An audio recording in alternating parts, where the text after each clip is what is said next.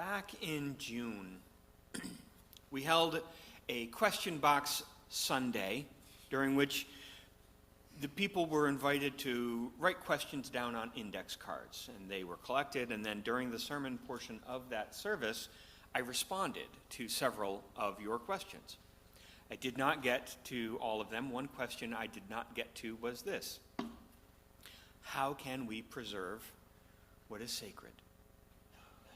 My initial interpretation when reading this question was to assume it was referring to things political, to the degradation of our democracy, to harm wrought against vulnerable people by our current administration, the rampant lies and cruelty, the obvious support of autocratic governments internationally, including the ongoing collusion in genocide happening in Gaza, and the blatantly corrupt protection of people on the Epstein list. I figured the question arose in that context. How can we preserve what is sacred? On further reflection, it may be that the question arose from a completely different context. It may have been lamenting something less sensational, something not covered in the news. It may have been a cry to protect the water or save our earth. It may have been written in concern for too much secularism and not enough prayer. Or maybe it was about wanting more music or more art or more joy or more love. I'm not sure. So last week, I asked you all to help me to stay open to this question. We told a story, The Memory Jars, in which there was a young child in the story who, in concern for all of the things that she loved, she collected these things and put them in mason jars to preserve them. And it got silly because she was collecting things like rainbows and her best friend. So I asked you then to write about a treasured memory on a half-sheet insert with a picture of a mason jar on it. You'll notice that these sheets are posted on the windows here in the sanctuary. What do you all say you treasure? What do you want to preserve? Our question last week was smaller than preserve what's sacred. It was easier to get into what is something you treasure.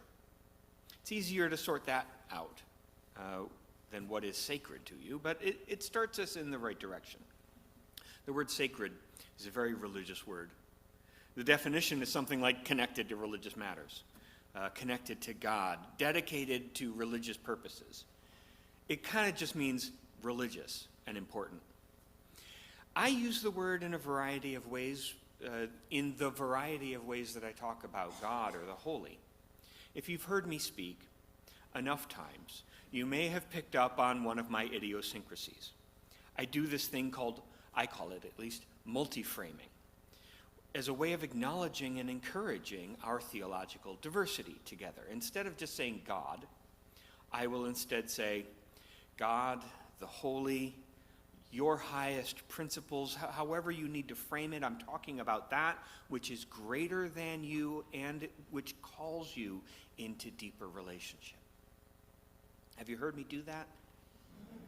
I'm treating words and phrases such as the holy and sacred almost as synonyms, and I know they're not exactly. I am a theist. I use the word God. I believe in God. God's love is a very important part of my theology and my ministry. And I also serve a religious community with a plurality of beliefs. The word God does not connect for everyone here. So I talk about the sacred or about love, and hopefully allow you to find your way into the wording that works best when we talk about these important things in our lives. So I want to reflect the question back to each of you. What do you hold sacred? What does sacred mean to you? What is included under that word? For me, it's the earth. Human beings are sacred. I would say certain principles and values are sacred, or maybe at certain levels they're sacred for me. Truth, for example, compassion, equity. How about for you? What do you hold sacred? Or I could ask, what do you love? Do you see, I just did it again. At the top of this sermon, I said that I imagined the question was about the degradation of our democracy. When I say that, I'm telling you that there is some part of the democratic process that I see as sacred.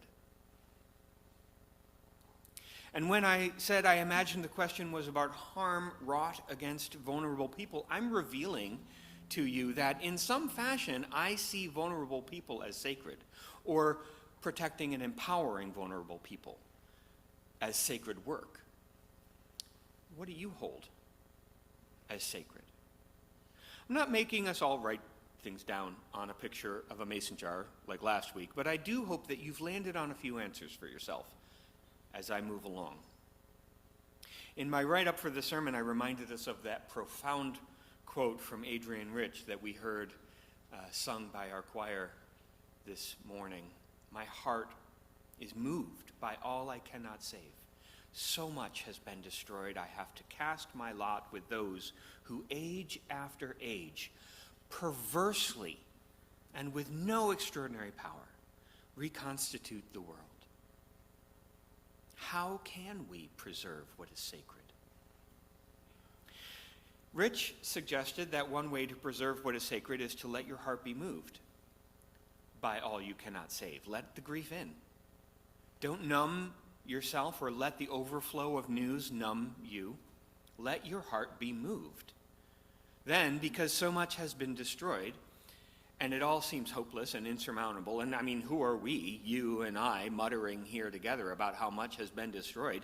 We who have no extraordinary power, we will align ourselves with the sacred, with the vulnerable, with all that has been destroyed. We will pick a side and get to work. And in so doing, we will reconstitute and reconsecrate the world. We will rebuild it again. My heart is moved by all I cannot save. So much has been destroyed. I have to cast my lot with those who age after age, perversely, with no extraordinary power, reconstitute the world. Last week, I pretty much answered the question, how can we preserve what is sacred? With that story from the memory jars. In the story, the lesson was, you can't. You can't preserve these things that you love by locking them away in mason jars. You can't wall up your heart and expect to fall in love. We can't keep what we love in bubble wrap and expect our lives to thrive. The lesson was to not try to preserve what is sacred. The lesson was to spend it, to give it away, or as Adrian Rich would have us do, perversely rebuild the world. Take the sacred out, show it off to others. That's what the sacred does, and does well. We don't need to cordon it off behind a museum rope or lock it in a little tabernacle. I know. There are some religious communities where that's exactly what they do. They take the sacred and they put it in a little box, call it consecrated, and keep it safe. I'm saying, let's not. I'm suggesting that the sacred is not fragile. It will grow in manifold glory when we let it. Don't try to preserve what is sacred. Fan the flame, feed the child, share the news, let the bird fly. Don't hold it back, don't hide it behind a screen or in a sanctuary. That's not what you do with the sacred.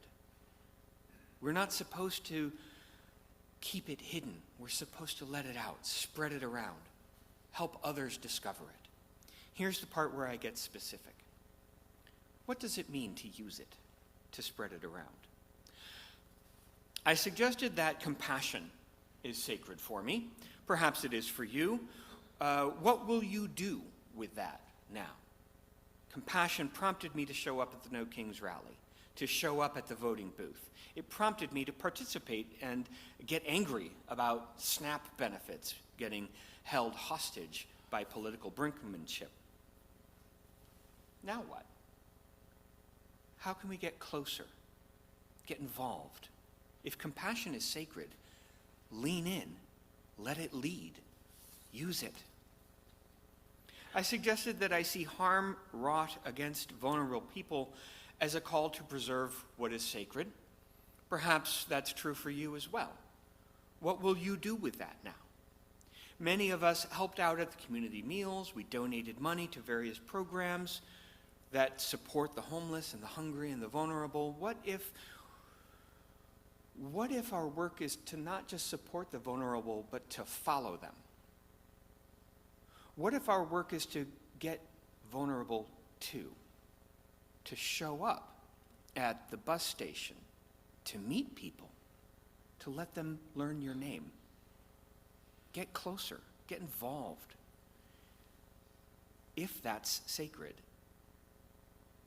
if protecting the vulnerable is sacred, lean in. Let it lead. Use it. And maybe circle back and really pin yourself down as to what is sacred for you, for now, for today. Get clear with yourself about that. Because we're in the kind of religious community where I'm not going to tell you what the answer is. Get clear with yourself about what your answer is. And follow up on what you uncover. It's not enough to just be angry about what feels wrong. Maybe it's about music. Maybe it's not about hungry people. Maybe it's about silence and shared food and joy, which is kind of about hungry people. Maybe it's about giving kindness to a stranger in need. What is it specifically? And I get it, believe me. It feels like the important things, the sacred things, are at risk. And it feels like parts of the world have gone off the rails. Like there's some madness among us that has broken our capacity as a community to have empathy together. It's as if we've forgotten how to share the work of being a thriving society. I get it. There are traumatizing things, cruel things, being perpetrated in our name, under the cover of our consent as a people in our country. And that doesn't mean the sacred needs to be sequestered into quarantine for its protection. In fact, the sacred is what we need, shining out in the open for all to experience at a time like this. And by sacred, I mean our love for each other, our guiding values, our joy, the way we attend to the needs of others. We don't need to preserve it. We need to use it. That's how God works. That's what the nature of the holy is. That's what happens with the sacred. That's how love is manifest.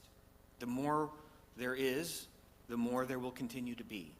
Our work is not to preserve it, but to help it grow. In a world without end, may it be so. Let us join in singing.